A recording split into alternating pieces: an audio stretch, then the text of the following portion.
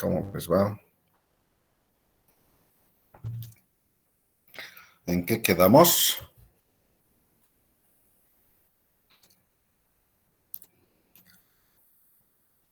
¿Qué fue lo último que avanzamos? Expusimos la anterior clase, doctor. Sí, no de las exposiciones, lo último que avanzamos, digo. Lo último el tema que avanzamos fue creación de depósitos múltiples y proceso de la oferta monetaria. Llevamos intermediación financiera. Sí, eso. Sí, Sí, doctor. doctor. Entonces, llevamos eso, intermediación, desintermediación. Chequeamos datos de las FI. No, nos hemos quedado en desintermediación financiera como último. Y no hemos visto datos de las FI. No, licenciado. ¿Están seguros? No, doctor. No, doctor. No, doctor. Ay, en este grupo estamos terrible y encima el siguiente viernes es grave está la cosa. Bueno, chequearemos, sí, porque es un documento que vale la pena que lo tengan. Como no participan ustedes, el viernes vamos a avanzar nomás la clase ya.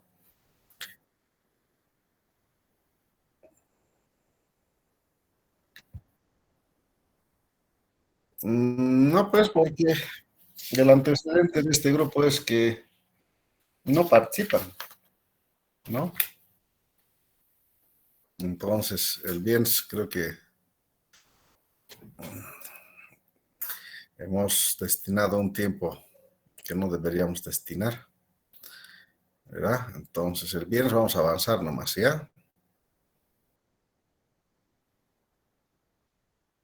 No, valen, pero eso es cuando haya, o sea, vamos a hacer una clase para que varios participen, no para que participen 3, 4 personas, ¿no ve? Ahí matamos la clase, ¿no? Se pierde todo el tiempo para escuchar a 3 personas, ¿no? ¿Verdad? Entonces, vamos a hacerla, vamos a habilitarla cuando haya más participación, ¿ya? Ujú. Ah, a ver, vamos a ver. Primero les programaré nomás a su fecha de examen. Bueno, de todas formas, la clase empezamos, ¿no? Con participación, raro que no hayan participado es un problema de ustedes, no es mío, ¿no? O sea, no podemos tener clases en el que no haya participación y esperemos una fecha en el que todo el mundo se va a desesperar de participar, ¿no? Pues, a ver, hay un número limitado de participaciones y bueno, bien por los que aprovecharon el resto, ni modo, pues.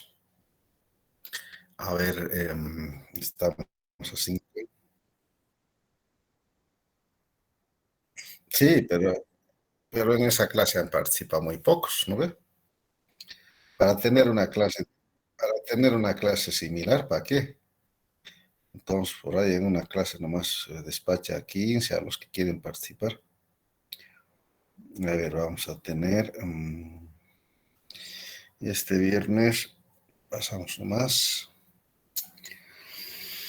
es el 8. Después tenemos el martes 12, 15 es feriado. Este paso, el viernes hacemos el multiplicador simple. El martes completamos. Con eso estaría acabado. Ya. Examen viernes 22 de abril. Ya, examen. Primer parcial. 2204 del 2020. Ya, viernes es por si acaso. Una semana después de la Semana Santa. ¿Ya? Bueno, a ver.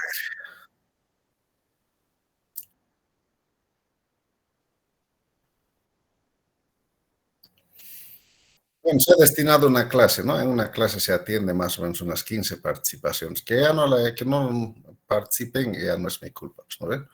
Habilitaremos una clase más, yo creo, ¿no? Entonces, y los que participan, bien, ¿no? No siempre todos quieren participar tampoco, se han dado cuenta, el viernes era, ¿no? Un pasillo. De haber sabido eso, podríamos haber avanzado nomás, ¿verdad? No podemos obligar, pues ustedes son adultos, ¿no? No nos podemos decir participe, participe, ¿no? Se tiene la clase, participan poquitos, bien, pero lo que no vale es decir después, yo quiero participar, no, pues tuvo ya el chance, ¿no? No lo aprovechó, bueno, ni modo. Entonces, a ver, checaremos estos datos de la ASFICHE. Me interesa que vean un poco el tema de la intermediación financiera en el caso de Bolivia.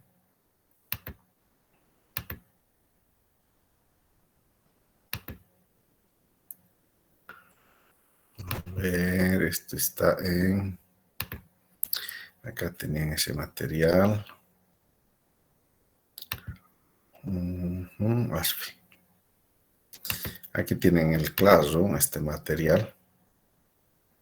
Este enlace es interesante porque se actualiza automáticamente.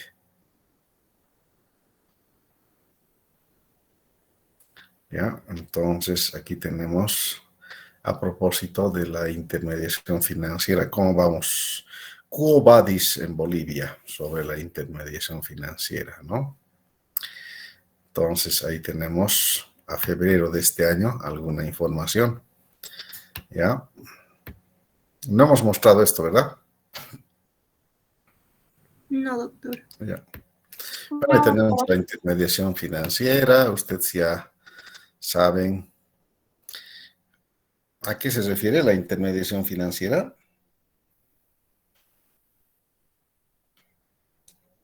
No, doctor.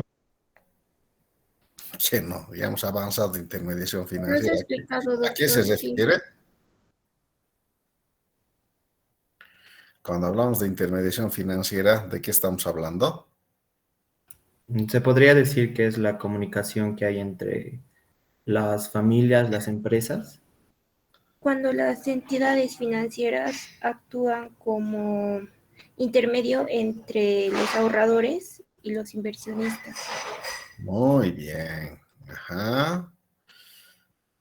Muy bien. Eso es, ¿no? La intermediación financiera, ¿no? Entonces, el sistema financiero permite articular, ¿no? A los prestamistas con los prestatarios, ¿no? Eso es lo que habíamos comentado. Y ahora vamos a ver en el caso de Bolivia cómo andamos en este tema. Ahí tenemos algunos datitos, ¿verdad? Les reitero, este material está en el Classroom, ¿no? Entonces tenemos ahí los depósitos y los créditos, ¿no? Que en el lenguaje financiero es la cartera, ¿no? ¿Cuánto para créditos? Está en millones de bolivianos y también está en porcentajes, ¿no? De su crecimiento. Ahí tenemos la barra oscura, ¿no? Que está mostrando los depósitos, la barra verde que muestra los créditos, ¿no? Entonces, y bueno, los porcentajes. Pero lo que nos interesa es básicamente ver los depósitos y los créditos, ¿no? Y observen, ¿no? Cómo han ido creciendo los depósitos. Está en millones de bolivianos, por tanto, si está en millones de bolivianos, ¿cuántos ceros debo agregar para hacer una lectura? Por ejemplo, el año 2005, ¿cuántos serían los depósitos?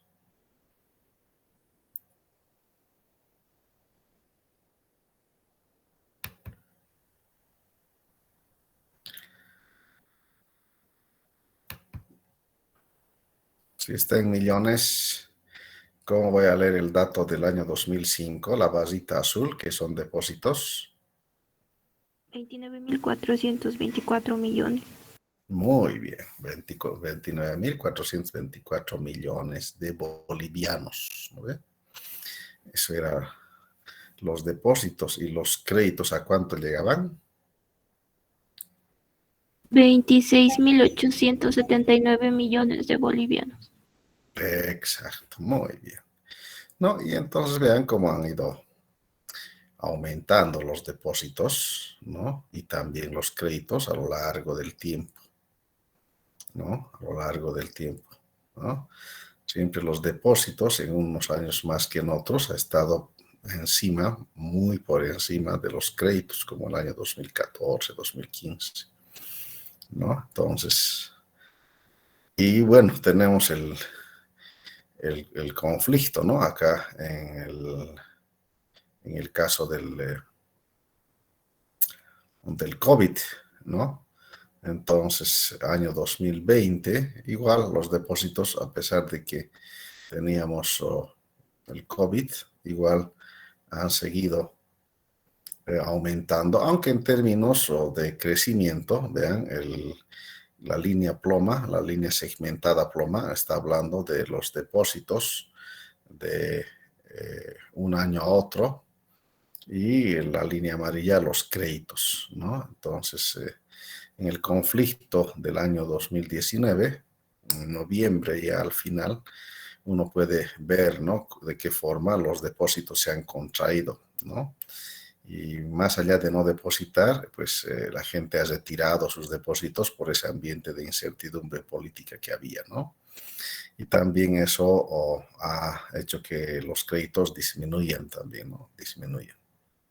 Pero después se ha ido recuperando, hemos pasado esa fase, ¿no? Y entonces ahí tenemos entonces los depósitos y los créditos, ¿no? Abastecen los depósitos a los créditos, diríamos, en líneas generales, ¿no? Siempre la barra oscura está por encima de la barra azul, de la barra verde.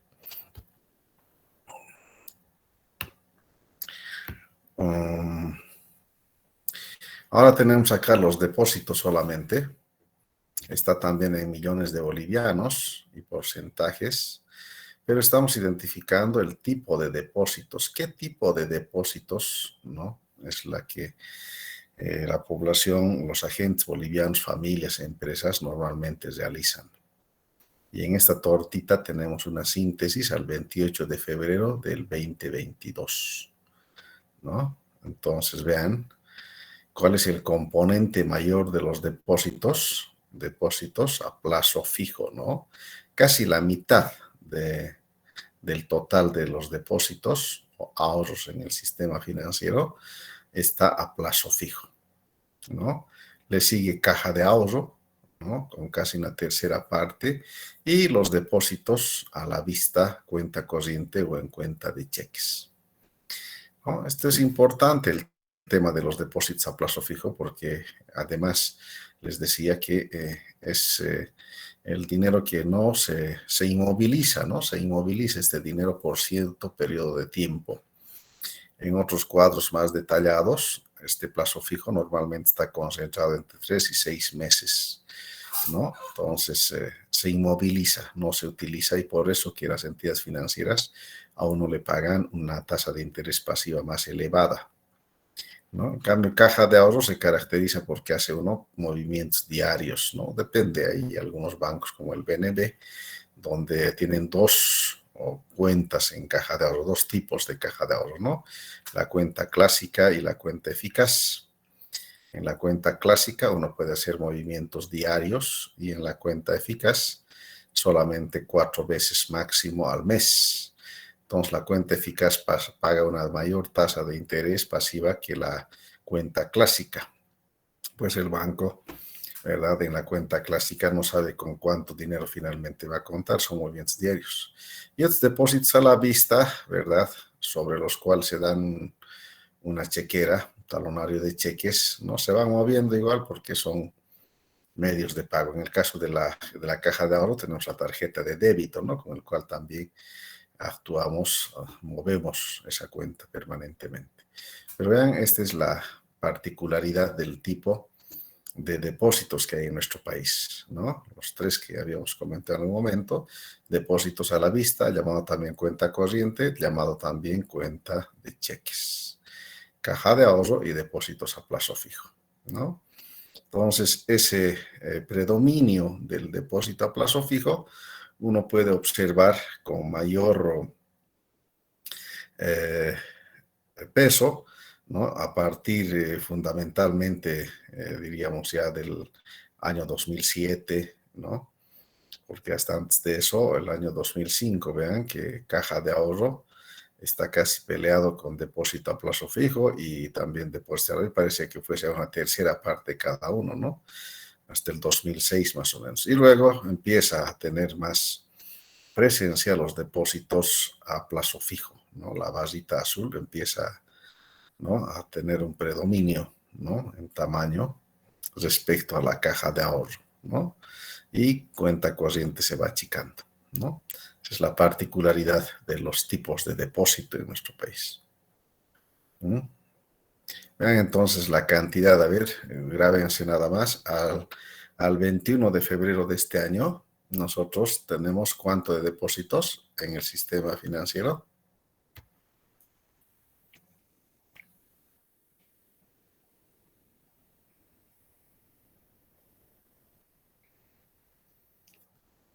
¿Cuánto hay de depósitos? Febrero 2021, doctor. A febrero del 22, la última barrita. 209.891 millones de bolivianos. De bolivianos, muy bien. Ese es el total de depósitos, ¿no? Que está nuevamente estratificado, ¿no? Según tipo. Pero esa es la totalidad de depósitos, ¿no? A ver, vamos a chequear qué sucede en el otro lado, ¿no? Entonces, aquí tenemos antes los depósitos por departamento, ¿no? ¿En qué departamento se captura mayor ahorro, ¿no? Mayor depósito. Entonces tenemos resaltados, ¿verdad? La Paz con la barra oscura, Santa Cruz con la barra crema, Cochabamba con la barra verde, ¿no? Básicamente. Y en la otra barra está el resto de los 6 departamentos, ¿no? Entonces, observen, viendo las barras nada más, el peso que tiene La Paz, ¿no? Seguido, diríamos, de Santa Cruz y luego Cochabamba. Y eso mismo podemos observar en este cuadrito, al 28 de febrero del 22. Vean, como está en millones, entonces en la segunda columna acá tenemos el monto, ¿no? En millones. Y acá tenemos en porcentaje en la última columna. ¿En qué departamento se genera mayor ahorro?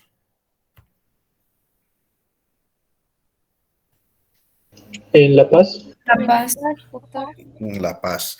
A ver, anótense estos datos de los 3 departamentos donde se generan más ahorro. La Paz, en términos porcentuales, para no perderse aquí. En La Paz, ¿verdad?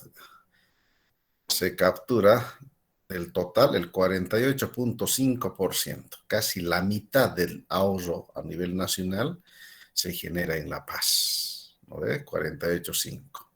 Le sigue Santa Cruz, casi una tercera parte del ahorro total, ¿no? Se genera en Santa Cruz, 32.7. Y Cochabamba, una décima parte del ahorro a nivel nacional está en Cochabamba. Por un lado. Por otro lado, también anótense a ver los departamentos en los que menos ahorro, menos depósito se captura, ¿no? Tenemos el menor, es Pando, 0,2%.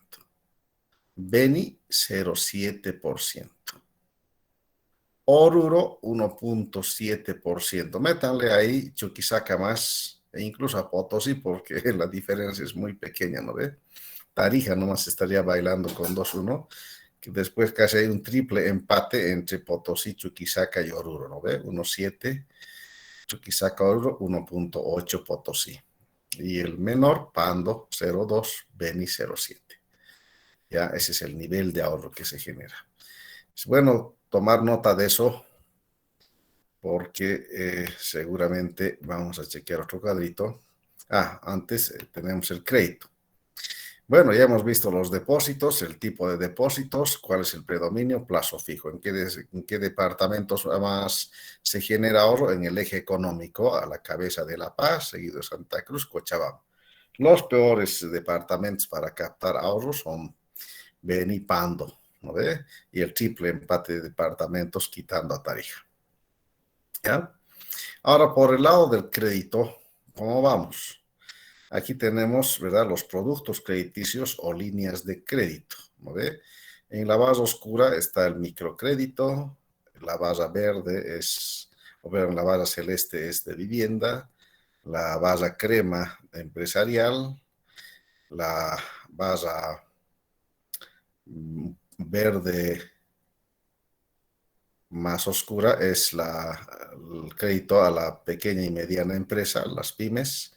La barra naranja es el crédito consumo y la barra plomita, que ahí se ve básicamente hasta el año 2009, es el crédito comercial, ¿no? Y después pierde ese crédito, ¿no? Entonces es el comportamiento. Y en esta tortita también vemos una síntesis a esta fecha, el 28 de febrero de este año, de los tipos de crédito, ¿no? ¿Dónde se canalizan? ¿Hacia qué rubros, qué productos crediticios normalmente tienen más demanda? Entonces, observen acá que el microcrédito es el que tiene mayor demanda, 29,7%, ¿no? Le sigue el de vivienda, después el empresarial, el pyme y el último es el consumo.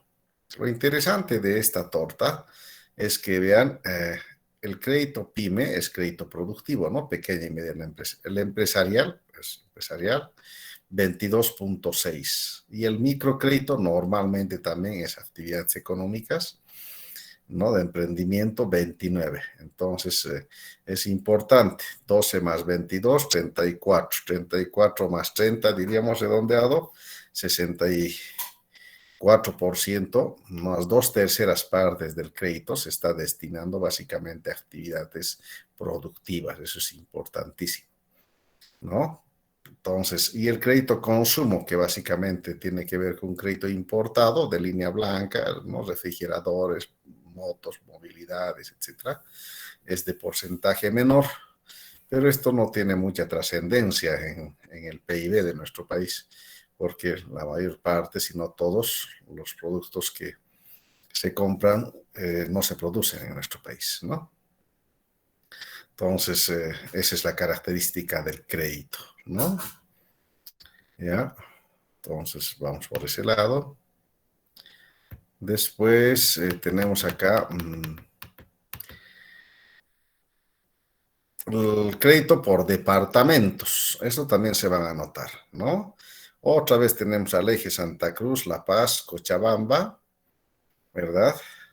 Con el predominio de, vean, en los créditos, ¿no? Y en el resumen, en este cuadro, en la síntesis a esta fecha, ¿en qué departamento hay más demandantes de crédito, más prestatarios? En Santa Cruz. Santa Cruz. Santa Cruz, ¿no ve? 41,4. La Paz, ¿no? Casi la mitad de lo que hay en Santa Cruz. Cochabamba, 17. Los departamentos con menos demandantes de crédito, otra vez, ¿no? Pando, 0,6, Beni, 2, Potosí, 2, Oruro, 2,8 y Tarija, ¿no? Que está al medio. Ahora, aquí lo que es interesante observar lo siguiente. ¿Recuerdan los porcentajes de ahorro capturados en los 3 departamentos, en los departamentos que más ahorros se capturan? Santa Cruz, por ejemplo, acá que está como líder en los créditos, ¿cuánto de ahorro se capturaba? 32,7. 32. Y se acomoda 41,4. Pregunta, ¿de dónde sale el dinero? En Santa Cruz hay un nivel de ahorro. ¿Alguien ha anotado en valores absolutos cuánto eran los depósitos? A ver, vamos a volver a Santa Cruz. Es interesante eso. Aquí está Santa Cruz. Vean, 32,7 en términos relativos y en términos absolutos, 22,437, perdón, 68,716 millones. ¿Ah? Eso es lo que se captura. Vean el de La Paz, casi la mitad del ahorro eso en valores absolutos, 101.758 millones. Y el de Cochabamba también pueden anotarse, 22.437 millones, ¿no ve? A ver, ahora sí, se han anotado, ¿no ve? Le han sacado foto y ya está. Sí, doctor. Ya, ahora vean, créditos. En Santa Cruz, 41.4. ¿Cuánto era en valores absolutos el ahorro en Santa Cruz? 68. 68.716 millones. ¿Cuánto? Perdón. 68.716 millones. Eso, 68.000, ¿no? ¿Y cuánto es la demanda de crédito? Vean, 83.034 millones. ¿De dónde sale pues, el dinero? Ojo, ¿verdad? La Paz. ¿Cuánto era el nivel de ahorro en La Paz? En porcentaje. 101.760. 48,5%. Eso, más de, bueno, 101.000 y tantos millones, equivalente al 48.5. Y vean, en créditos solamente casi la mitad. Y en valores absolutos, menos de la mitad, ¿no? Porque de 101 ni siquiera es la mitad, 48 es menos de la mitad, ¿no? Cochabamba, que me acuerdo, capturaba un ahorro del total alrededor del 10%, ¿no? 10.7 creo que era, ¿no? Sí, doctor. ¿Cuánto era en valores absolutos? 22.437 millones. Eso, y vean cuánto se acomoda en créditos, 35.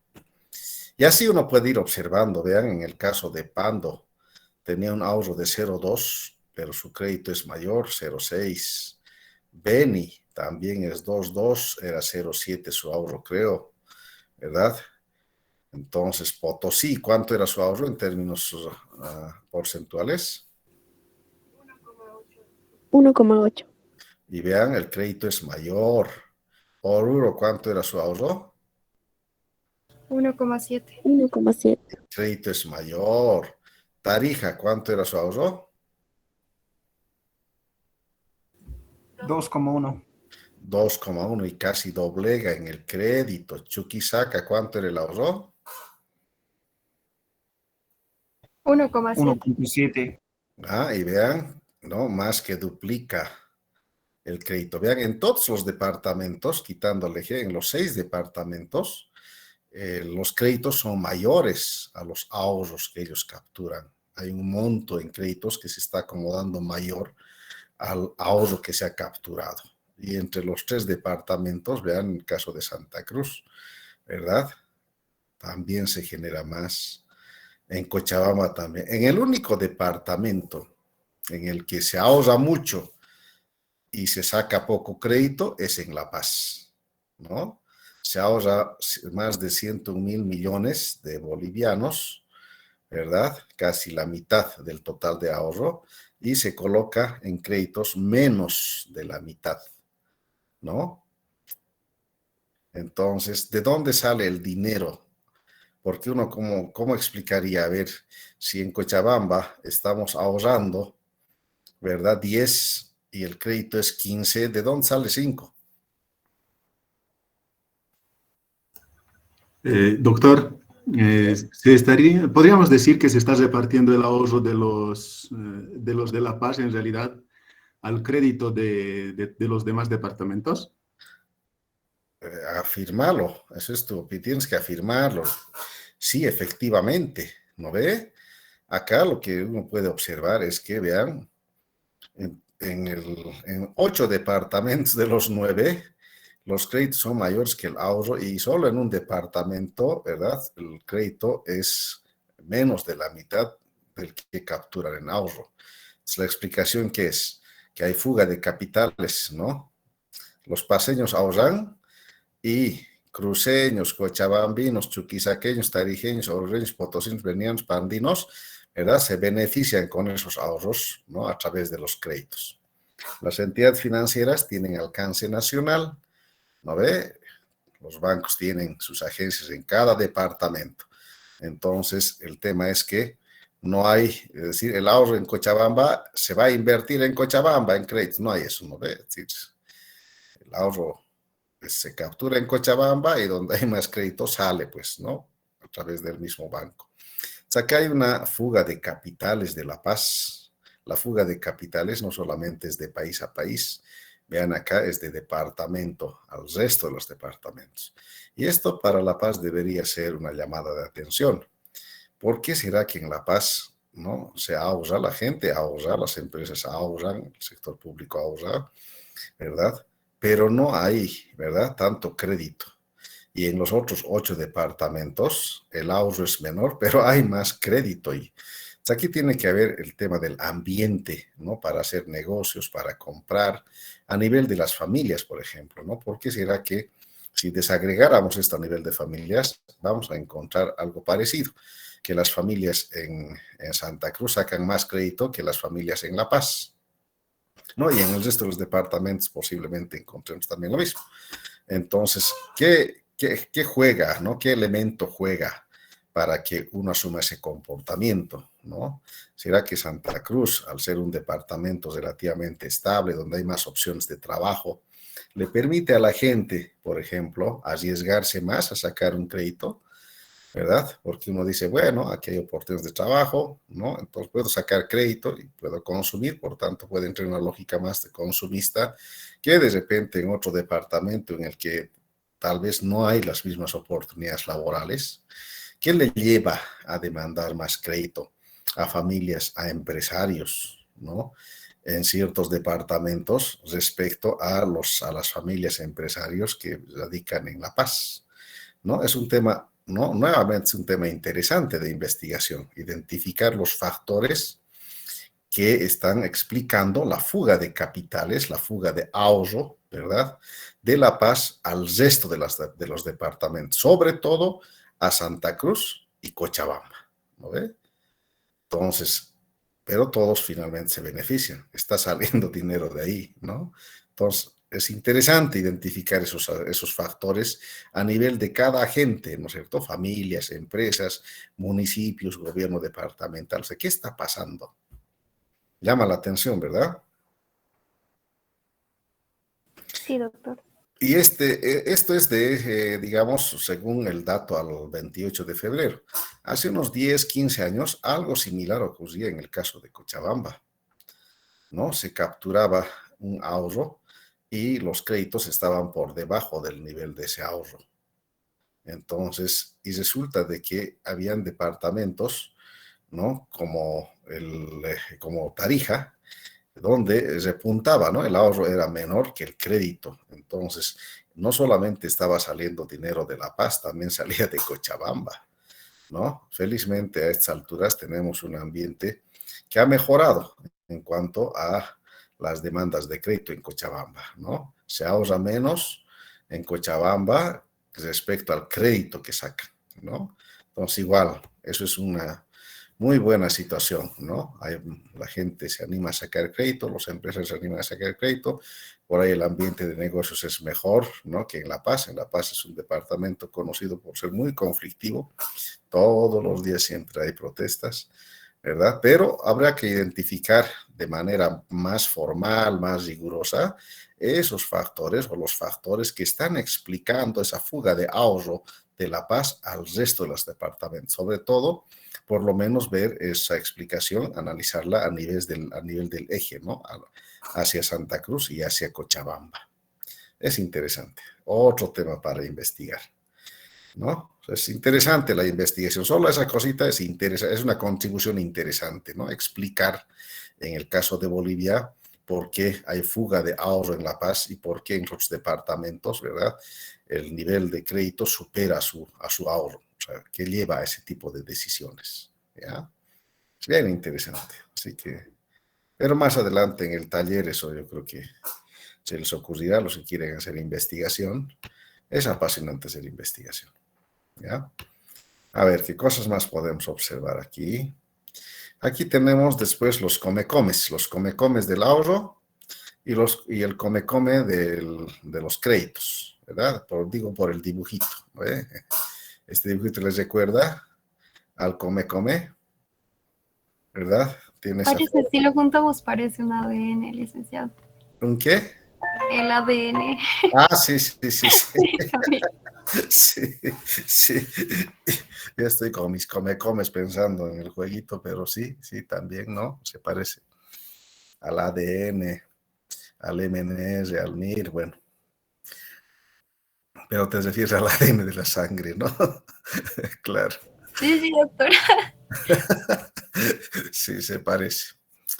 A ver, vean, aquí hay una cosa bien interesante en este gráfico, es muy llamativo este gráfico, porque nos está mostrando, en el caso de nuestro país, cómo van los ahorros, los depósitos, cómo han ido, ¿no?, comportándose en forma histórica respecto al tipo de moneda, ¿no? Y también los créditos, ¿no? Cómo se han ido comportando los prestatarios respecto al tipo de moneda demandado, ¿no? En esas necesidades, en sus requerimientos de crédito. Vean aquí, vamos a ver un poco los depósitos. Acá tenemos el año 2005 y el periodo es hasta febrero de este año, ¿no ve? Y vean el 2005, la barrita azul, a ver dónde estamos. Para que ustedes, eso, la barrita azul nos está mostrando el ahorro, los depósitos en moneda nacional. Y la barrita ploma nos está mostrando el ahorro, depósitos en moneda extranjera. Entonces, ¿qué teníamos el año 2005? El año 2005 teníamos que el ahorro, ¿no?, en moneda nacional representaba, redondeado, el 16% de cada 16 o de 100 que se depositaba en un banco, 16 estaba en bolivianos y 84 estaba en dólares, ¿no? La mayor parte del ahorro estaba en dólares, 84 de cada 100 en dólares y apenas 16 en bolivianos. Vean que después ha ido disminuyendo el ahorro en moneda extranjera, en dólares. Ha ido bajando, ¿no? 76, 64, 53, 52, ¿no? Y por otro lado, ha ido aumentando el ahorro en bolivianos. Desde el 2006 ha ido aumentando, ¿no? 23, 35, vean ese salto. 46 alto con garrocha, parece, ¿verdad? Entonces, vean, y aquí se encuentran, y después empieza a superar el ahorro en moneda nacional, en bolivianos, el ahorro empieza a superar a los dólares, llegando a febrero de este año a constituir esta otra característica que casi es, ¿no?, la inversa de una situación inicial, es decir, de cada 100 que se deposita, 86 está en moneda nacional y 14 en moneda extranjera, ¿no? Entonces, se ha invertido. El ahorro ahora está en bolivianos, ya no está como antes en dólares, predominantemente, ¿verdad? Dígame. Bueno, doctor, ¿y por qué se da esa situación? Ahorita vamos a explicar ya. Aguántate un ratito más. ¿Listo? Ya está bien. ¿Te vas a Gracias. aguantar o no? Esto me ha dado curiosidad. No, está bien, es buena curiosidad. Si esto estoy mostrando justamente para un poquito identificar algunos factores que pueden haber contribuido a este tipo de decisiones. Pero inicialmente estamos haciendo referencia a estos datos estadísticos, ¿no? Para decir, vea cómo ha cambiado el uso de la moneda en el ahorro. Antes ahorrábamos muy poco en nuestra moneda, predominantemente preferíamos ahorrar en dólares, ¿no? Y ahora predominantemente ahorramos en nuestra moneda y muy poco en dólares, ¿no? Esa es una particularidad en el lado de los prestamistas, de los depósitos. No se queda indiferente el lado de los créditos, ¿no ve? En el lado de los créditos también observamos alguna cosa similar, ¿no? El año 2005, vean, 7.5, ¿no? Eran los créditos en nuestra moneda, ¿no? De cada 100 bolivianos, 7.5 eran créditos en bolivianos y 92.5 eran créditos en dólares. Es decir, preferíamos sacar crédito en moneda extranjera y no en moneda nacional. Y nuevamente, ¿verdad? 2006, 2007, y hay salto con garrocha, incluso del 2007 al 2008, en ambos hay salto con garrocha, ¿verdad? 14 al 19 es 4, pero 19 al 33 casi se duplica, ¿verdad? Igual que aquí, ¿verdad? Aquí ya salta del 2006 al 2007, pero del 2007 al 2008 igual, es un salto fuerte. Entonces, hasta llegar a el 22 de febrero de este año, a esta composición, vean, casi el 100% de los créditos está en moneda nacional. Exactamente 99.1%, casi la totalidad de los créditos está en moneda nacional. Y apenas, ¿verdad? Un 0,9%, menos del 1%, está en moneda extranjera. De cada 100 de crédito, 99 está en bolivianos y 1 está en dólares. También se ha invertido la demanda, ¿no?, de crédito en moneda nacional respecto a la moneda extranjera. ¿No ve? ¿Sí? Sí, doctor. Sí, doctor. Ahora sí, ¿por qué habrá ocurrido esto? O sea, ¿qué explicación se puede dar? ¿No ve? Vamos a hacer referencia a algunos elementos, ¿no? Es posible que se puedan identificar más elementos, pero identificaremos algo que ha tenido mucho sentido, ¿ya? Algunos aspectos. Primero, el impuesto a las transacciones financieras, ITF. Impuesto a las transacciones financieras, ¿no?, que sale el 2007 y que grava justamente esas transacciones en dólares con un impuesto equivalente en su alícuota al 3 por mil, no 3%, 3 por mil. Es decir, por cada transacción que usted haga en el banco correspondiente, por ejemplo, a $1,000, usted pagaba $3 de impuesto. Pero en su inicio, y hasta ahora se mantiene eso, ¿verdad? Esas transacciones deberían estar por encima o después de los $2,000 de depósito. En otras palabras, si usted tenía depositado 1,500 hasta $2,000 y ahí hacía movimientos, retiraba, ¿no?, algunos dólares, volvía otra vez los dólares al banco y no pasaba de los 2,000, no era aplicado con este impuesto a las transacciones financieras. Pero si usted tenía, por ejemplo, $3,000 y retiraba $1,000, entonces pagaba $3 de impuesto, 3 por 1,000, ¿no ve?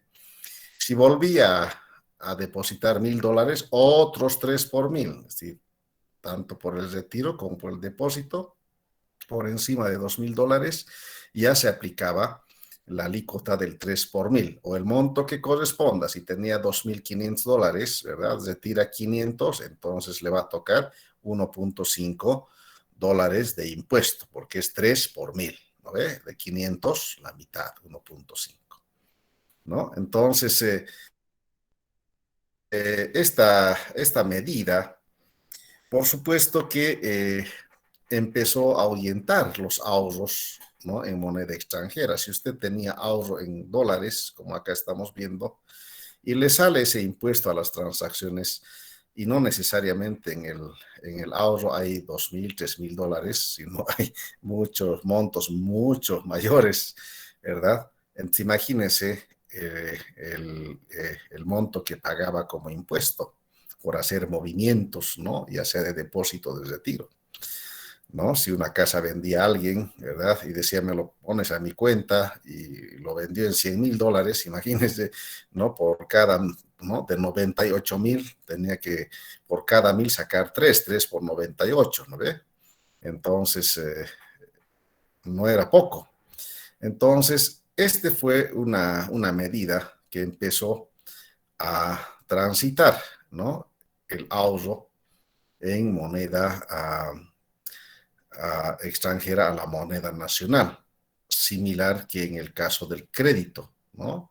Entonces, como esto es a retiros y a depósitos, ¿no? Entonces, también alguien que se prestó dinero en dólares, ¿verdad? Y está pagando en dólares, era también pues afectado con el impuesto.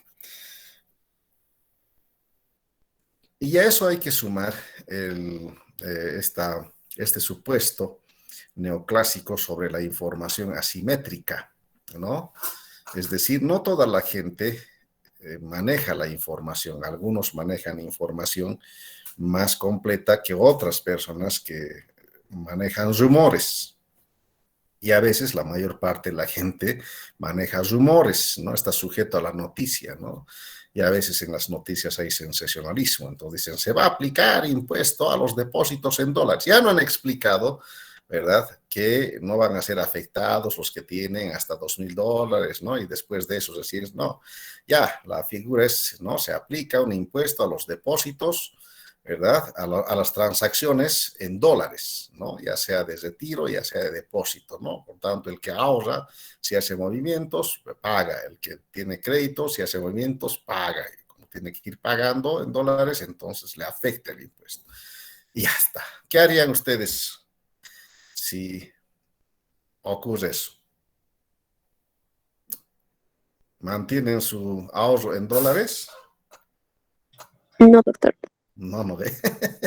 Es como en este momento, a ver, Invert, para que entendamos nada más. Se aplicará un impuesto al ahorro en bolivianos, digamos, ¿no? Y no hay impuesto en dólares, ¿verdad? ¿Qué harían? Empezamos a ahorrar en dólares. Pues Eso, pasamos a dólares. ¿no ve? Eso es lo que pasó allá, ¿no? El impuesto se gravó, se afectó a transacciones financieras en dólares y en bolivianos no había impuesto. Entonces los titulares decían, ¿no? Impuesto a transacciones en dólares, ¿no? Los bolivianos, las transacciones en bolivianos no serán afectadas. Y entrevistas, todo, ¿no? Entonces, de las autoridades, de los que opinan, etcétera, sí va a ser así. Entonces la gente dice, ay, impuesto, no, voy a cambiar a mi moneda, ¿no? Al boliviano. Y en realidad son medidas que entran dentro de una política, ¿no? Que corresponde al denominado bolivianización, ¿no? La bolivianización, que significa usar nuestra moneda predominantemente y no tanto así la moneda extranjera. Ya habíamos tenido nosotros del 82 al 85, durante el gobierno de Hernán Siles Suazo, una medida similar que se llamó no bolivianización, se llamó desdolarización, ¿no? Es decir, dejar de utilizar el dólar y utilizar por entonces el peso boliviano, que era la nomenclatura, ¿no ve? Como en este momento en la Argentina se está discutiendo la dolarización, ¿no ve? Es utilizar el dólar, ¿no? Y de repente no tanto el peso, y sí también el peso argentino, entonces un sistema bimonetario de repente, ¿no? Pero en el del 82 al 85 había la medida, ¿no? De desdolarizar, ¿no? Que por ese trauma que nos trajo de la hiperinflación, ¿no? Más apropiado han visto conveniente llamarlo bolivianización, que en el fondo desdolarizar es dejar de utilizar el dólar y utilizar tu moneda. Bolivianizar es utilizar nuestra moneda y dejar de utilizar el dólar, ¿no? Entonces, a veces no hay mucho que inventar, digamos, en las medidas. En un marco de un gobierno más estable, con políticas más claras, que en ese momento pasó con Hernán Siles Suazo, distinto, ¿no? Entonces, esta es una medida que contribuyó a este proceso de manejar nuestra moneda, ¿ya? Otra medida que también ha contribuido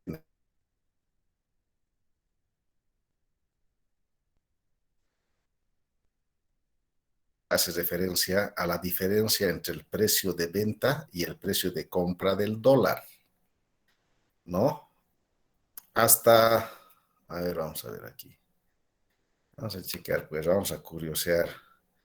Bien bonito es estas cosas ver, ¿no ve? A ver, vamos a ver aquí.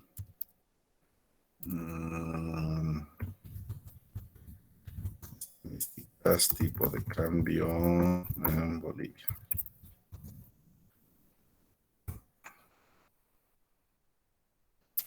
Ahí no, pero son las tablas, tipo de cambio. 2009, 2018. A ver, ojalá que antes, pero bueno.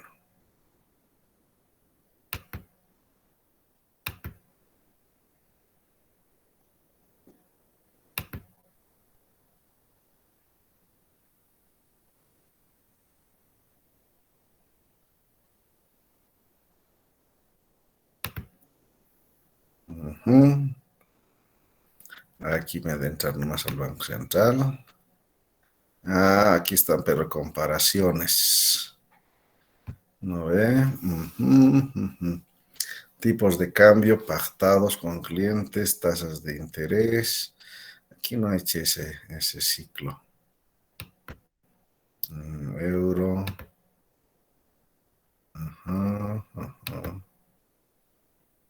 Último anteriores. Sí, este es por 10, ¿no? Vamos a buscar nomás en la otra opción. A ver. Ya aquí habíamos visto. A ver. Serie histórica del cambio en Bolivia. Aquí más o menos. ¿Hasta dónde? Evolución del dólar. Aquí está evolución, nos dicen, ¿no? Cotizaciones históricas del boliviano respecto al dólar. A ver. Ahí vamos. Aquí está, pues. Aquí está, chicos, pero este es de este mes. Oye. No, yo quiero... aquí está gestión.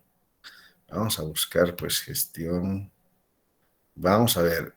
El dólar, vamos a ver al 2006. ¿Cómo estaba? El 2006. Podemos chequear esto desde el 2. Bueno, para entrar a la misma situación. Vean, entre el precio de venta y el precio de compra, ¿verdad? Había una diferencia oficial de 2 puntitos, ¿verdad? El precio de venta 806, el precio de compra 804, ¿no? Ahora el precio de venta en el Banco Central es 6.96 y el precio de compra 6.86. Ya no es 2 puntitos, es 10 puntos, ¿verdad? Y vean este tipo de cambio, cómo ha ido, ¿verdad? Cada mes iba aumentando, pues, ¿no? Vean, en enero es 8.6, en febrero 8.7, en marzo 8.08, en abril 8.10, ¿no? 8.10 se ha ido manteniendo, julio, agosto, y vean, estamos en el año 2005, ¿verdad? Y el precio de venta, ¿verdad? Empieza a bajar desde julio, ¿verdad? 8.9 en los últimos días del mes de julio, aquí están, estos son los días, empieza a bajar. Y va bajando, ¿no? Va bajando. Aquí otra vez un poco sube, ¿verdad? Estamos en 8.08, ¿verdad? 8.08, acuérdense, 2006, ¿verdad? Estuvimos en 8.08 febrero y ya estamos en el 2006 y estamos con un nuevo gobierno, en enero entró y ahí estábamos con 8.08 y empieza, ¿verdad? En el marco del nuevo gobierno a caer el tipo de cambio. 8.07, ¿verdad? 0.6 de punto en punto, ¿verdad? 0.5 en septiembre, noviembre 0.5, ya después 0.4, 0.3, con 0.3 cierra ese mes o ese año, y entonces 2007, 0,3, vean, ¿no? Empieza a caer. Ya nadie lo detiene la caída del dólar, ¿ya? Ahorita vamos a volver a esta parte. Pero lo que quiero explicar es la brecha cambiaria, ¿ya? La brecha. A ver, ahorita vamos a entrar al Banco Central. Otra vez, BCB. Acá tenemos el precio, tipo de cambio, precio de venta, precio de compra, ¿no? Si usted quiere dólares, el Banco Central le vende a 6,96 y si compra de un banco le da 6,97, ¿no? Y le compran, si quiere vender dólares, ¿verdad? A 6,86 el Banco Central y en los bancos a 6,87 e incluso hasta 6,85 algunos bajan, ¿no? Se hacen los vivos, 12 puntos le meten. Antes no era así, ¿verdad? Antes hemos visto que eran 2 puntitos, ¿no? Aquí está, vean todavía, para recordar. Precio de venta, ¿no? Precio de compra. Aquí ya hay la brecha cambiaria, ya se aplicó, ¿verdad? Entonces, hasta antes de esto, 2007, estamos con el nuevo gobierno, 2006 ya entre el nuevo gobierno. Entonces, tenemos 808, compra 8, ya hay la brecha cambiaria, 8, 2005. ¿Verdad? 803, aquí estamos, aquí empieza a ahondarse, ¿no? 2 puntitos de diferencia y luego empieza a aumentar la diferencia entre el precio de venta y el precio de compra, 810, 808, sigue 2, y aquí desde agosto empieza un poquito a agrandarse, ¿no? Después va a mantenerse casi esa brecha.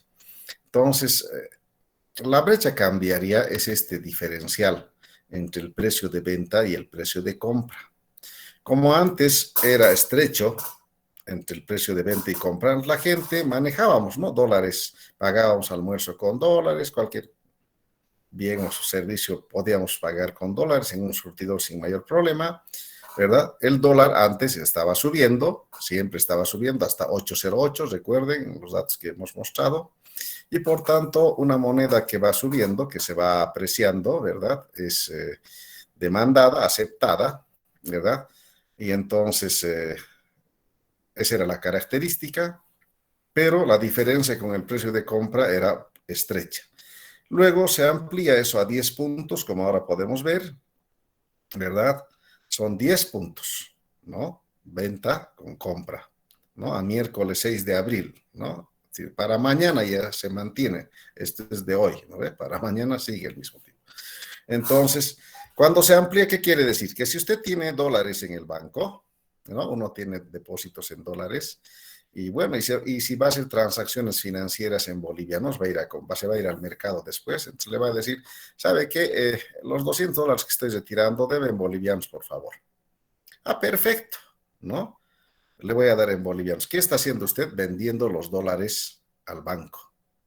Como está vendiendo, el banco no le va a pagar 6,86. El Banco Central, los bancos comerciales 6,85, ¿no? O 6,87, ¿no? Entonces le van a pagar eso. Ah, ya. Y de repente usted va, compra. Y luego si por ahí requiere dólares para pagar su crédito, está en dólares su crédito, necesita comprar dólares. Le va a vender el Banco Central a 6,96 y los bancos en 6,97.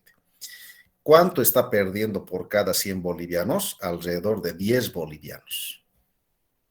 Ya no es como antes, ¿no? Que era estrecho, ¿verdad? Se pierde por cada 100. Y usted no va a manejar 100 cuando se compran activos o casas, etcétera, terrenos, ¿no? La pérdida es muy importante. Entonces uno dice, no tiene sentido, ¿no? Salvo que usted haga pagos en dólares, entonces retira sus dólares, paga con dólares, ¿no?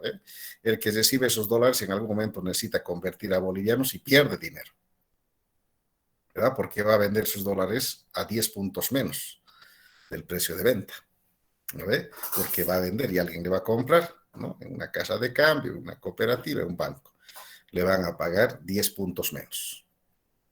Entonces la gente dice, no, pues no conviene depositar en dólares, y no estamos perdiendo. Primero el impuesto, ahora la brecha, ¿no? O sea, ¿ustedes mantendrían sus depósitos en moneda extranjera? No, doctor. No, ¿no ve? Un otro elemento tiene que ver con esto que hemos estado viendo, con la apreciación del boliviano, que habrán visto en macro lo que es apreciación, depreciación. La apreciación es cuando una moneda gana más valor en bienes y servicios respecto a la otra, ¿no? Entonces acá nosotros tenemos el año 2005 y vean, si usted quería comprar un dólar, necesitaba 8,06 bolivianos, ¿verdad? Nos vamos a trasladar al año 2006 para... Aquí necesitaba en diciembre 8,08 bolivianos, ¿no ve? Y en enero del año 2006 sigue necesitando para comprar un dólar 8,08 bolivianos, ¿no? Pero después el precio del dólar empieza a caer, ¿no? Empieza a caer, cae, cae, cae, cae, ¿no? 8,03. Y ya no necesita 8,08, necesita 8,03, 2006. Saltaremos al 2009 para no hacer larga la historia. Sigue cayendo, punto tras punto. Necesita 7,07 en enero del 2009.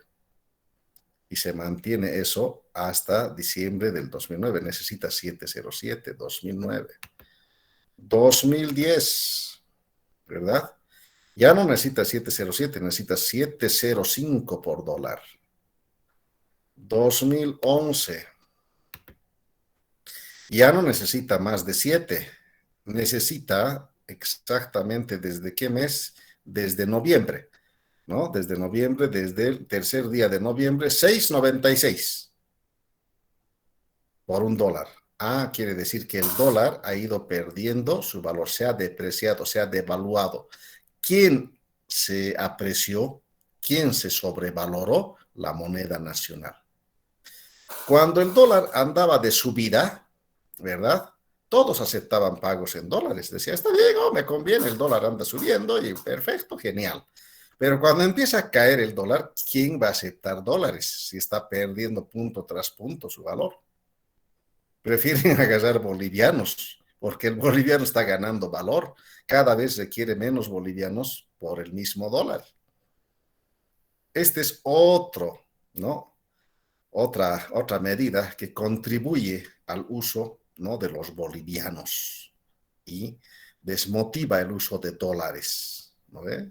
Y desde esta fecha, ¿verdad? Desde noviembre, ¿verdad?, del 2011, tenemos hasta ahora, lo que les estoy mostrando, el tipo de cambio 6,96, venta 6,86, compra. Desde el 2011 ya lo tenemos, ¿verdad? 11 años prácticamente que estamos bajo esa situación. Nuestra moneda se apreció, ¿no? Ganó valor respecto al dólar. Por tanto, ¿quién quería dólares? Nadie. En plena caída todos les escapaban. Hey, te pago con dólares, como antes pagaban con... ¿Qué te pasa, hombre? No acepto. No se aceptan dólares. Antes habían letreros que se decía, se aceptan dólares en todo lado. Y después había los letreros, no se aceptan dólares, ¿no? Porque estaba de picada el dólar, ¿no? Entonces, ¿quién iba a apostar a una moneda, a agarrar una moneda que estaba perdiendo valor diariamente respecto a su moneda local? Pero toda vez, ¿no? En todo caso, te agarrabas de tu moneda local que estaba ganando valor, ¿no? Entonces, estas son unas medidas importantes que han contribuido para que se dé este ADN que decía la señorita, o lo que decía yo, este come, ¿verdad? Se invierta el manejo de la moneda extranjera por la moneda local, tanto en depósitos como en créditos. Comentarios.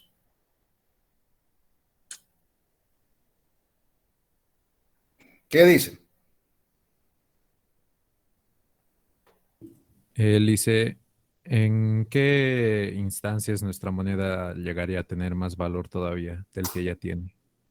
¿Mm? ¿En qué instancias llegaría a tener nuestra moneda más valor del que ya tiene? ¿Qué tiene que darse para que eso suceda? ¿Qué instancias? No entiendo con instancias, ¿a qué se refiere? O sea, ¿qué tiene que pasar en el país para que nuestra moneda siga aumentando su valor y el dólar siga bajando aún más? Bueno, un escenario es lo que ya seguramente tal vez usted se ha enterado por noticias o por algún, bueno, sí, en todo caso por noticias, ¿no? Que lo que se comenta que a nivel del bloque ruso-chino, Irán y demás asociados, ¿verdad? Están creando su propia, una moneda, por tanto quieren que los pagos que se realice por la venta-compra de cosas sea esa moneda que establezcan, por tanto ya no demanden dólares.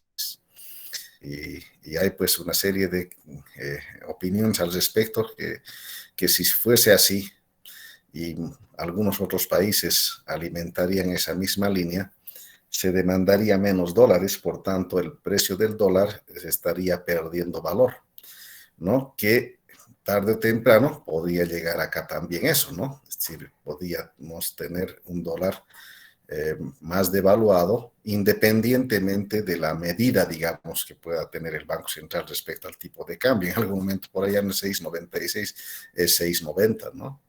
Entonces, ese es un escenario que en este momento se está discutiendo, ¿no? Entonces, hay como respuesta a las medidas que el bloque de los 7 y la Comunidad Europea ha reaccionado contra la invasión de Rusia a Ucrania, ¿no? Entonces, como una medida de defensa y también, ¿no? De pulseta, a ver, ellos nos hacen esto y nosotros haremos esto, ¿no? Arruinaremos su moneda, ¿no? Entonces, a nivel del comercio internacional, pues se mueven miles y millones de una moneda, ¿no? El dólar siempre se ha utilizado como una divisa de aceptación, como una moneda de aceptación internacional, por eso también se denomina divisa, ¿no? Toda moneda que tiene aceptación internacional en el comercio internacional, ¿no? Entonces le ponen el nombre de divisa. Entonces, en la medida que usted ya no comercializa con esa moneda, entonces esos billetes exceden, ¿no es cierto?, a la demanda. Y como en el mercado de papas o de naranjas, cuando la oferta es mayor a la demanda, cae su precio, ¿no? Entonces, ese es un escenario en el que nuestra moneda posiblemente podría todavía verse más favorecido. Gracias, licenciado. Doctor, perdón. ¿Alguna otra pregunta? Doctor, yo tengo una duda y no sé, quizá que me saque de la duda.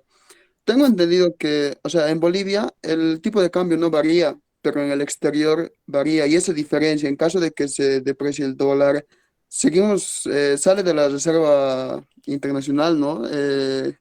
La diferencia que nosotros cubrimos, porque para nosotros sigue siendo estable la moneda, el dólar.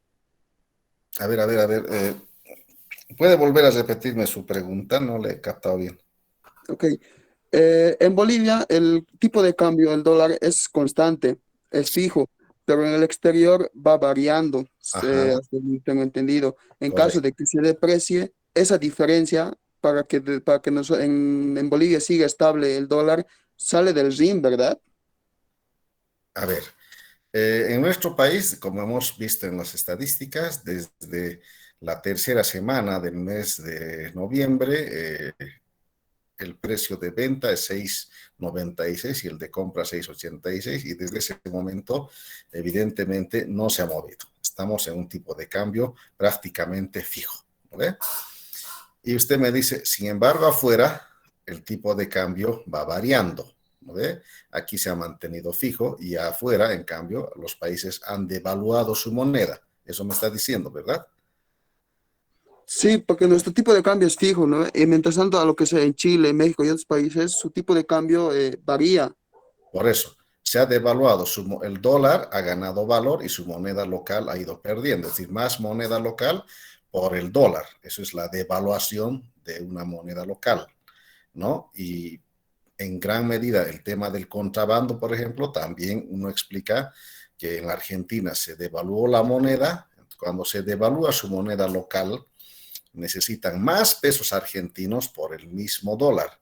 En cambio, en Bolivia necesitamos menos bolivianos, ¿verdad? Por el dólar.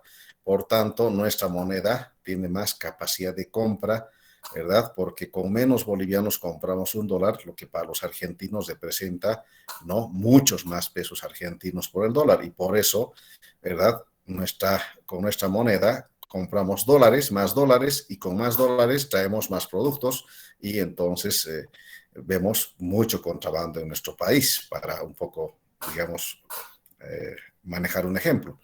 Entonces, lo que no estoy entendiendo es, si en los otros países devalúan, me está diciendo de que esa devaluación está cubierto, su pregunta es si está cubierto con la disminución de las reservas internacionales del Banco Central de Bolivia. No le entendí esa parte. A lo que entiendo, doctor, por ejemplo, pongamos un supuesto escenario de que pasa algo en Estados Unidos y lo devalúan el dólar, y Ajá. esa diferencia para nosotros, el tipo de cambio sigue siendo fijo, ¿no? Y esa diferencia lo cubre el RIN. Hasta donde tenía entendido era así, por eso le digo que esa tenía la duda. Ya, ya. El tipo de cambio está en función, ¿no?, de diferentes objetivos que se busca a nivel de la política económica, ¿no? Vamos a ver en la segunda parte la materia, por ejemplo, que el tipo de cambio en nuestro país, ¿verdad?, no solamente está relacionado a un comercio internacional, sino también a ser un instrumento para el control de precios, ¿ya? No sé si en macro han visto el efecto pass-through, el efecto traslación de precios del tipo de cambio a los precios de bienes y servicios. Sube el tipo de cambio, suben los precios de bienes y servicios. Cuando el tipo de cambio no sube, entonces ya no hay ese causal para que suba los precios, ¿no? Antes el dólar subía, y la gente, ¿no?, las empresas, los vendedores hacían subir también los precios, y uno decía, oye, ¿por qué estás haciendo subir? Pero el dólar está subiendo, ¿no? Entonces necesito comprar dólares cada vez con más bolivianos porque traigo importaciones de otros países, ¿no?, por ejemplo. Entonces, por eso se justificaban la subida. Cuando el dólar se mantiene fijo, ya no hay ese argumento. El efecto pass-through permite, ¿no?, ayudar a controlar el alza de los precios, ¿no? Aunque hacia abajo es más rígido, es decir, no porque baja el tipo de cambio los precios se caen, ¿no? Eso el Banco Central en sus estudios ha demostrado. Entonces, son medidas que toman en cuenta ciertos objetivos, ¿no? Y consecuentemente nosotros no nos podemos adelantar a decir si en Estados Unidos, por ejemplo, el dólar se devalúa, el Banco Central lo va a mantener fijo. No podemos nosotros adelantar a decir eso, ¿no ve? Entonces, pero si el dólar se devalúa, ¿qué significa para nosotros? ¿Verdad? Que con menos bolivianos vamos a comprar más dólares, ¿no? Entonces el Banco Central de repente no mantiene 6.96, por ahí dice, bueno, está devaluando que sea 6.90. Todavía nuestra moneda gana más fuerza. Todavía este proceso de bolivianización, en el caso del ahorro, que todavía falta algunos porcentajes, ¿verdad?, por ahí se asemeja después al comportamiento de los prestatarios. Casi el 100% está en bolivianos, y en el ahorro por ahí ese fenómeno también puede darse. Es decir, nuestra moneda va a ganar valor si el dólar se devalúa, pero esa medida la toma el Banco Central en función a estos factores externos, a ver qué incidencia, porque ellos tienen un modelito de equilibrio general en el que analizan diferentes variables para ver de qué forma estaría afectando al comercio boliviano, etcétera, etcétera. Entonces, no podemos decir que Estados Unidos devalúa y nosotros vamos a mantener fijo. Habría que ver cuál sería la reacción del Banco Central, ¿no? Habría que preguntarle a su presidente esa posibilidad de decir, si devalúan el dólar en Estados Unidos, ¿no?, ¿cómo va a reaccionar el Banco Central? ¿Va a mantener el tipo de cambio fijo? ¿No? Esa es una pregunta que habría que trasladar, que seguramente nos dirá que está en función a varios aspectos ver ese tema, ¿no? No es tan simple porque no es devaluar por devaluar. Usted devalúa nuestra moneda, digamos que el dólar en vez de 6.96 ahora va a ser 7 bolivianos por un dólar, esa es una devaluación de nuestra moneda. Hace esa devaluación y los precios inmediatamente se levantan, ¿verdad? Porque van a decir, el dólar está subiendo, vamos a subir los precios. Y entonces las metas de tasa de inflación que usted se ha trazado como gobierno, de repente están tambaleando, y entonces ese aspecto tiene que considerarse, ¿no? Tiene que considerarse el tema del comercio con naciones vecinas, ¿no?, para que no se inunden productos. Hay varias consideraciones que se hacen, ¿no?, para ver si el tipo de cambio se va a modificar o no. Entonces no es tan automático o no es una cosa tallada en piedra de decir 6.96 y así va a estar. De hecho, el año pasado, cuando estaba el gobierno transitorio, ¿verdad? Ya se comentó que el crédito del Fondo Monetario Internacional estaba condicionado a que se devalúe nuestra moneda, ¿no ve? Ya se hablaba de la devaluación de nuestra moneda, no del dólar, ¿verdad? Entonces, y después se desbarató ese crédito y no aceptamos más condiciones y el Banco Central y las autoridades actuales dijeron, no, el tipo de cambio se mantiene, porque cuando se devalúa suben precios y a los que se afectan más es a la gente de bajos ingresos cuando los precios suben, ¿no? Entonces, es un tema que tiene diferentes aristas, ¿no? Que habría que analizar con más calma, digamos. Está bien, doctor, muchas gracias, me quedó más claro. Muy bien. Oye, interesante este come, ¿no? Digo, este ADN para la señorita. Sí, licenciado, ¿Verdad? se puede analizar. Sí, es otro tema de investigación, ¿no? Vean el tema de investigación que uno arma aquí. ¿Por qué no se ha revertido, ¿no? ¿Por qué no se ha alcanzado este mismo resultado, por ejemplo, en el periodo de la UDP, ¿no? Aquí se ha alcanzado manejar nuestra moneda predominantemente en depósitos y en créditos, imagínense casi la totalidad. Se ha logrado eso, ¿no? Manejando más nuestra moneda que la moneda extranjera, es decir, bolivianizando. ¿Por qué en el caso de la UDP no se alcanzó con la medida que se llamó por entonces desdolarización, que en el fondo era lo mismo, dejar de utilizar el dólar y utilizar más nuestra moneda? ¿Qué factores explican, ¿no? Que no haya un resultado similar al que se tiene ahora, ¿no? Respecto a aquel momento que se aplicó y que no se alcanzó esa situación, ¿no? Es otro tema igual apasionante, para decir, a ver, ¿qué ha pasado, no? Es el mundo financiero, pues, ¿no? ¿Qué ha pasado? Porque a partir de ese tipo de indagaciones, de investigaciones, se encuentran de ciertos factores que explican para que luego hacia adelante uno diga en qué escenario se podría alcanzar cierto resultado, ¿verdad? En qué escenario político, social, económico, ¿no? En qué escenario con cierto tipo de medidas como el ITF, brecha cambiaria, apreciación de nuestra moneda, es decir, en qué escenario no se puede alcanzar estos resultados interesantísimos que se han alcanzado a nivel de manejar nuestra moneda y en qué otro escenario, ¿verdad? Se explica el por qué no se alcanzaron, ¿no? Entonces, ustedes saben, la investigación es contribuir con un conocimiento nuevo, ¿no? Entonces, investigar ese aspecto es también muy interesante, ¿no? Necesitamos, a veces, a nivel nacional, ¿no? Tal vez a nivel departamental hacer primero un bosquejo, ¿no? Ahora sí hay información, hay acceso a información y también a entrevistas con gente que nos puede iluminar sobre eso, pues interesante es encontrar, digamos, entrar en ese camino, ¿no? Bueno, yo a cada tema siempre le veo algo que investigar, ¿no? Porque es buscar explicaciones a un comportamiento, ¿verdad? Y la idea es siempre ir, ¿no?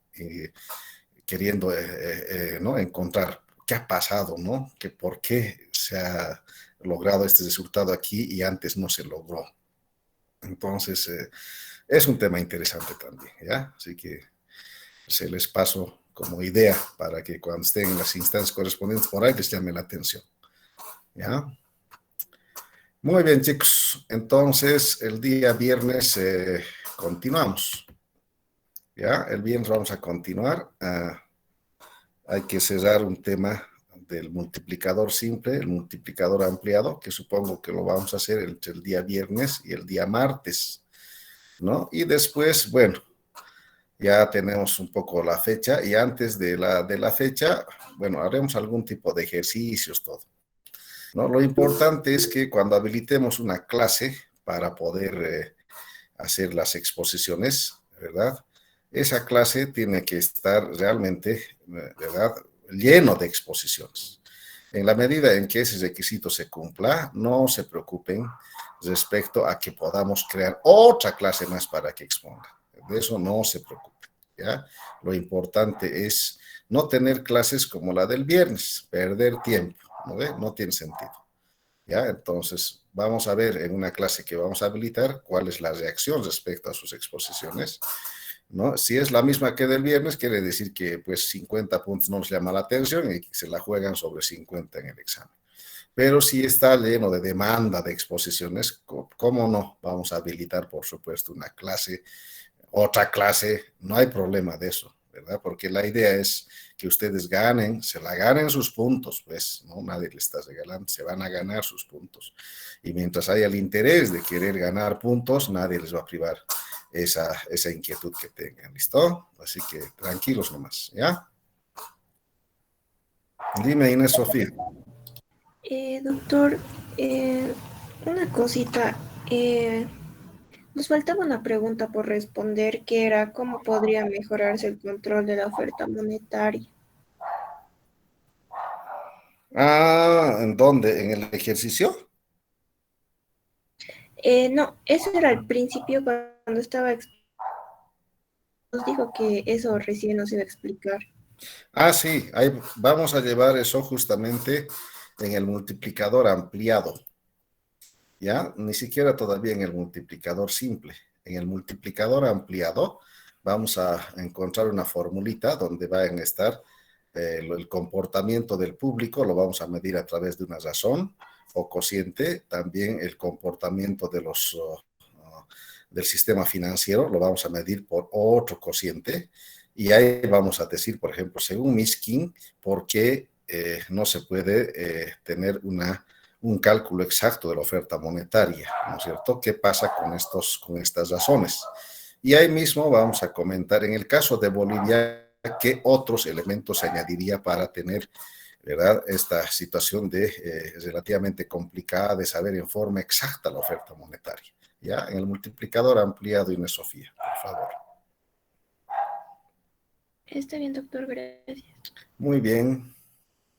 Bueno, señoritas jóvenes, cuídense, nos vemos el día viernes. Buenas noches. Hasta luego, doctor. Del viernes. Chao, chao, Adrián. Chao,